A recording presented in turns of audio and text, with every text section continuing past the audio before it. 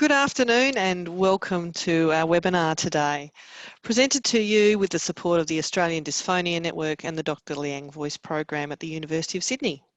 It's wonderful to see so many of you attending to find out how COVID-19 has affected the delivery of services to people with voice and laryngeal disorders in our community. Before we begin, I'd like to acknowledge the tradition of custodianship and law of the country on which the University of Sydney campuses stand. We pay our respects to those who have cared and continue to care for country. For those of you who don't know, the Dr Liang Voice Program is a philanthropically funded program of education, training and research activities dedicated to improving the health outcomes for people with voice disorders, not only in Australia but around the world.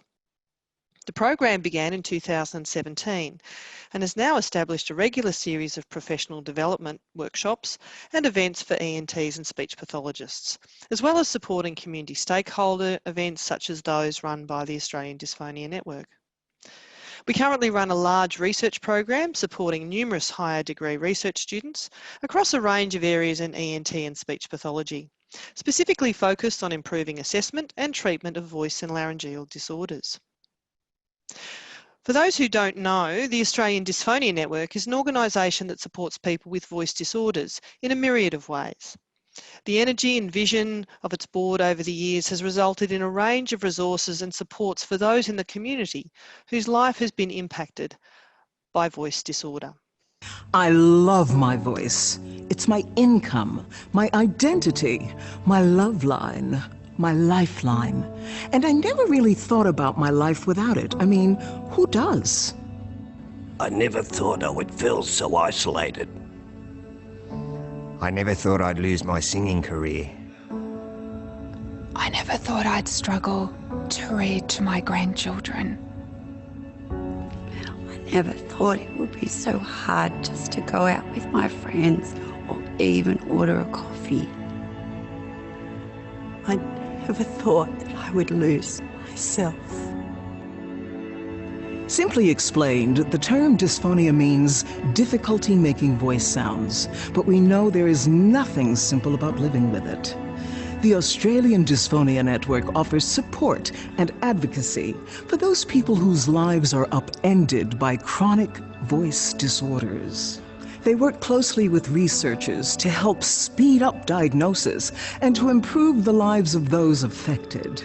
Let's all value voice, just as we value vision and hearing. Support the Australian Dysphonia Network. Visit www.adn.org.au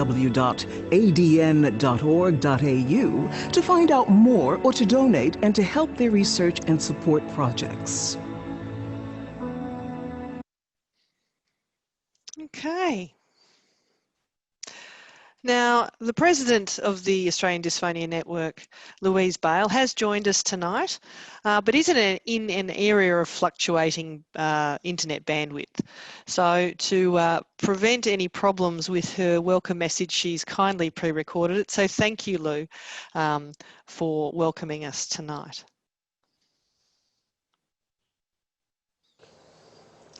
Hi, I'm Lou from the Australian Dysphonia Network. I just want to send a great big welcome and a shout out to everybody that's joined us tonight and extend a huge thanks to the great team at the Dr Liang Voice Program for putting tonight together for those of us that are trying to navigate the tricky world of voice disorders in a time of COVID. It's never a good time to live with a voice disorder, but the last few months have been particularly trying for a lot of people, whether it's difficulty using the phone, more so than normal, being isolated at home, trying to convince people that you're not sick despite the way that you sound, or trying to get to the doctor to have your regular treatments or see a speech pathologist. It's all been, the degree of difficulty has been cranked up just a little bit. So I'm looking forward to hearing from 4 really fabulous speakers tonight. I hope you all get a lot out of it, and thanks again for joining us. Okay, so now to tonight's speakers. First of all, Associate Professor Daniel Novakovic from the University of Sydney is going to talk to us about being thrown into the deep end and ENT telehealth triage of laryngeal problems and remote monitoring of patients with voice and laryngeal breathing disorders. I'll talk to you about COVID-19 and how it's affected speech pathology services and how to make the most of a bad situation. Chris Payton, a speech pathologist from Gold Coast University Hospital, will talk to us about a framework for telehealth voice assessment through a speech-language pathology first contact model. And finally, Professor Tricia McCabe from the University of Sydney will give you some information about how to get the most out of telehealth services and what to expect from your health professional. At the end of the talks, we'll have an open forum question and answer session for discussion and sharing of ideas.